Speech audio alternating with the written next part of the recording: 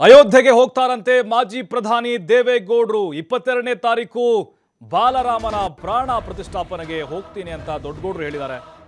ನೋಡಿ, ದೇವೇಗೌಡರು ಅಯೋಧ್ಯೆಗೆ ಹೋಗ್ತಾರಾ ಇಲ್ವಾ ಅನ್ನೋ ಪ್ರಶ್ನೆ ಇತ್ತು. ದೇವೇಗೌಡರು ಹೋಗ್ತಾರಂತೆ.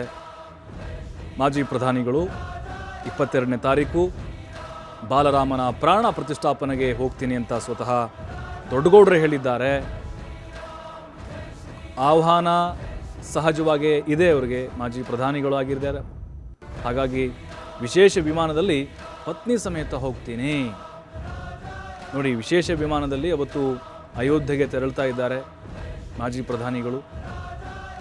ಇದನ್ನು ಸ್ವತಃ ದೇವೇಗೌಡರು ಹೇಳಿದ್ದಾರೆ. ಆಮಂತ್ರಣ ಬಂದರೂ ಕೂಡ, ಆಮಂತ್ರಣ ಬಂದರು ಬರದೇ ಇದ್ದು ನೋಡಿ, ನಾವು ಚರ್ಚೆ ಆಗ್ತಾ ಇದೆ ಈಗ ರಾಮರಾಜಕೀಯ ಯಾವ ರೀತಿ ನಡೀತಾ ಇದೆ ನಮ್ಮ ರಾಜ್ಯದಲ್ಲಿ ಅಂತೇಳಿ.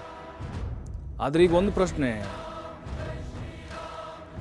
ಮೈತ್ರಿ ಆಗಿದ್ದಕ್ಕೆ ಏನಾದರೂ ಈ ರೀತಿಯಾಗಿ ಆಗ್ತಾ ಇದೆ ಅಂತ ಸಹಜವಾಗಿ ಜನ ಪ್ರಶ್ನೆ ಮಾಡ್ತಾರೆ. ಅದಕ್ಕಿಂತ ಹೆಚ್ಚಾಗಿ ದೇವೇಗೌಡರು ಕೂಡ ದೈವಿ ಭಕ್ತರಾಗಿದ್ದಾರೆ, ಬಹಳ ನಂಬಿಕೆ ಇಟ್ಟಂಥವರಾಗಿದ್ದಾರೆ. ಇದರಲ್ಲಿ ಯಾವುದೇ ರೀತಿಯಾದಂಥ ರಾಜಕೀಯ ಬೆರೆಸಲಿಕ್ಕಿಲ್ಲ ಅನ್ನೋದು ಅಭಿಪ್ರಾಯಗಳು. ಆ ಕಡೆಯಿಂದ HDK ಹಾಗೆ ನಿಖಿಲ್ ದಂಪತಿ ಕೂಡ ಅಯೋಧ್ಯೆಗೆ ಬರ್ತಿದ್ದಾರೆ ಅಂತ ದೇವೇಗೌಡರು ಹೇಳಿದ್ದಾರೆ. ಯಾಕೆಂದರೆ ನಿಖಿಲ್ ಕುಮಾರಸ್ವಾಮಿಯವ್ರಿಗೂ ಕೂಡ ಆಹ್ವಾನ ಇದೆ. ಅಯೋಧ್ಯೆಯ ರಾಮ ಮಂದಿರ ಉದ್ಘಾಟನೆ ಸಮಾರಂಭಕ್ಕೆ ದೇವೇಗೌಡರು ಕೂಡ ಕುಟುಂಬ ಸಮೇತರಾಗಿ ಹೋಗ್ತಾ ಇದ್ದಾರೆ. ಆಹ್ವಾನ ಅನ್ನೋದಕ್ಕಿಂತ ಒಂದು ರೀತಿ ಅವರವರದೇ ಆದಂಥ ಒಂದು ಭಕ್ತಿ, ದೈವನಿಷ್ಠೆ. ಆಮೇಲೆ ಪ್ರಧಾನಿ ನರೇಂದ್ರ ಮೋದಿಯವರೊಂದಿಗೆ ದೇವೇಗೌಡರು ಬಹಳ ಆತ್ಮೀಯತೆಯಿಂದಿದ್ದಾರೆ. ದೇವೇಗೌಡರನ್ನ ಕಂಡರೆ ಪ್ರಧಾನಿಯವ್ರಿಗೂ ಕೂಡ ಅದೇ ರೀತಿ ಗೌರವ ಭಾವನೆ ಇದೆ. ಅದು ಸಾಕಷ್ಟು ಬಾರಿ ಪ್ರೂವ್ ಆಗಿದೆ. ಇದೆಲ್ಲವೂ ಕೂಡ ಕಾರಣ ಆಗತ್ತೆ. ನಾವು ನೋಡ್ತಾ ಇದ್ದೀವಿ ಕಾಂಗ್ರೆಸ್ ಮತ್ತು BJP ನದೇ ಯಾವ ರೀತಿ ಜಟಾಪಟ್ ನಡೀತಾ ಇದೆ. ನಾನು ಹೋಗಲ್ಲ, ಹೋಗ್ತೇನೆ, 22 ಆದಮೇಲೆ ಹೋಗ್ತೇನೆ, ಈ ರೀತಿ ಚರ್ಚೆಗಳಾಗುವಂಥ ಸಂದರ್ಭದಲ್ಲಿ ದೇವೇಗೌಡರು ಹೋಗ್ತಾರಾ ಇಲ್ವಾ ಅಯೋಧ್ಯೆಗೆ ಅನ್ನೋದು ಪ್ರಶ್ನೆ ಆಗಿತ್ತು. ನಾನು ಹೋಗ್ತೇನೆ, ನಿಖಿಲು ಬರ್ತಾರೆ ಅನ್ನುವಂಥ ಮಾತು ದೇವೇಗೌಡರು ಹೇಳಿದ್ದಾರೆ. ನಾನು ಅಯೋಧ್ಯೆಗೆ ಹೋಗ್ತೇನೆ.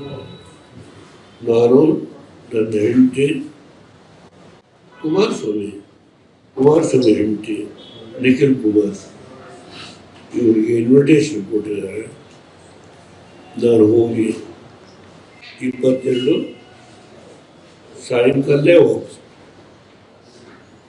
ಸ್ಪೆಷಲ್ ವಿಮಾನ ಮಾಡಿದ್ದಾರೆ, ಪ್ರೈವೇಟ್, ಅವತ್ತೇ ಬರ್ತೀನಿ. 23 ನಾನು ಮೆಡಿಸಿನ್ ತಗೊಳ್ತೇನೆ. 24 ಬರ್ತೇನೆ. ನನ್ನ ಸ್ನೇಹಿತ ಅನಂತ್ ಏನು ತೀರ್ಮಾನ ಮಾಡಿದ್ದಾರೋ ನಾನು ಅಯೋಧ್ಯೆಗೆ ಹೋಗ್ತೀನಿ.